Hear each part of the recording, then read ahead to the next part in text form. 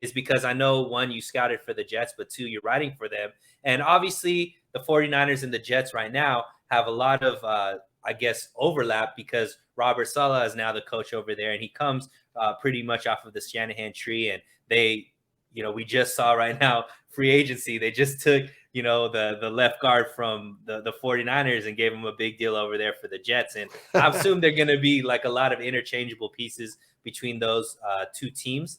But the 49ers don't have a first-round draft pick, so I didn't want to necessarily find out, who you think are some of the first-round grades maybe the Jets are looking for. But let's go second and third round. The 49ers do have a second-round pick. I think the Jets have, a few picks in the second and third rounds. So what are some players that you're looking at that maybe the Jets and the 49ers might be targeting there in the second round? What kind of players have you noticed that they're looking for, and what kind of holes can be filled with the talent that's going to be there in those two rounds? Well, I've looked specifically, I think, especially for the 49ers at cornerback. And I think that, one of the players that stands out to me who I think will slip into the second round is Kobe Bryant. Is a guy that played for not the basketball player that we all love, right. But his namesake. Actually played corner across from Ahmad Sauce Gardner there at the University of Cincinnati, and somebody that has a lot of pizzazz at corner. He's somebody that's obviously, you have to be if you're named after a legend, right? Right. And he's somebody that, he has that attitude and swag for the position of corner. He's somebody that feels very comfortable. You can tell being on an island with the receiver, and he's got that confidence to him. This is a guy that had 10 passes intercepted during his college career, 35 passes defensed. He's somebody that, is a ball hawk of sorts, but he doesn't have the hips that you want a corner to have necessarily that would go in the first round. He doesn't have those hips. He's got very good straight line speed. So if you can, run routes, if you're matching him against, running routes that have, quick break points to the inside, off the passing route, you might get him, but a straight line route, he's going to get you. And so he's a very intriguing player to me. Somebody again that when you see those kind of numbers, Sunil, when you see those kind of numbers, 10 passes, intercepted, 35 passes defensed, it just screams somebody that has really good ball instincts. And that's so important in today's NFL. So I would be very intrigued by somebody like that in the second round. Tariq Wallen is another person, UTSA. A very aggressive, kind of an ideal nickel, if you will, to start out with. Straight line, good straight line speed. Somebody who can blitz very well. Someone that has, I feel, developmental upside, because at this point of his career, he tends to play the receiver on the deep ball more than he's playing the ball. And if somebody was a really good defensive backs coach and could teach him better techniques, like an Aaron Glenn, for example, that kind of turned some things around for some of those corners in Detroit, and learn how to develop to play the ball a little bit more than playing the receiver, if that makes sense. You may have something in Wallen. I like him. And also Martin Emerson is another guy, maybe bottom of second, maybe more of a third round corner. He's a guy from Mississippi State, 15 passes defense, 1 interception. Really a squatty, physical corner. He loves to jam. He loves to play physical football. He loves to blow people up. So he's got that to him. He brings that aggressive factor to a defense.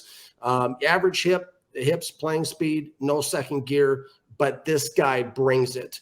And so, there's a couple guys in there that you could start out, with Wallen and Emerson as a nickel, more or less, in the defense, and develop them from there.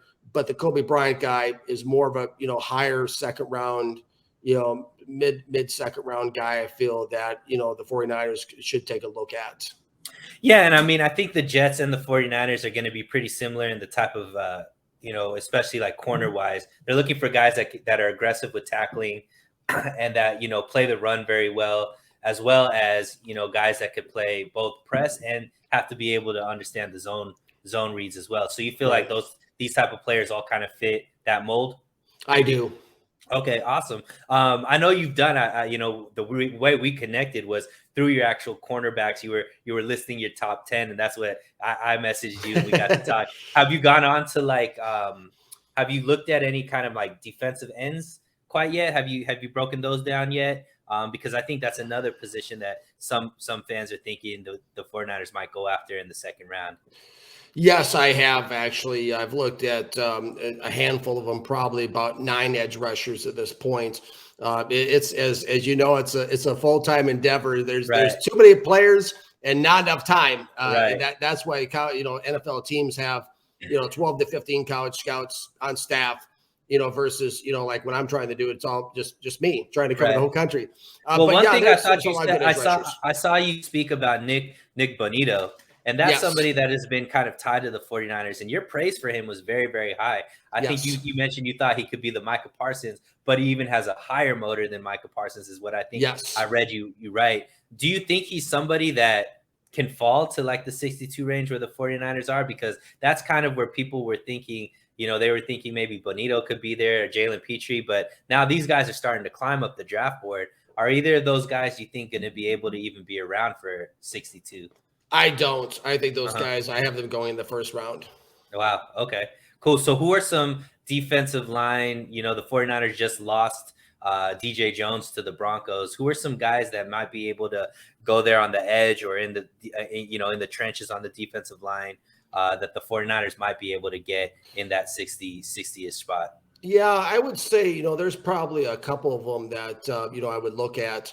I think at that range, I think Boy Mafi from the University of Minnesota, I think is a very interesting player. He's got a pretty good speed coming off the edge. He's got, violent hands. And also he loves to press the back door of the pocket.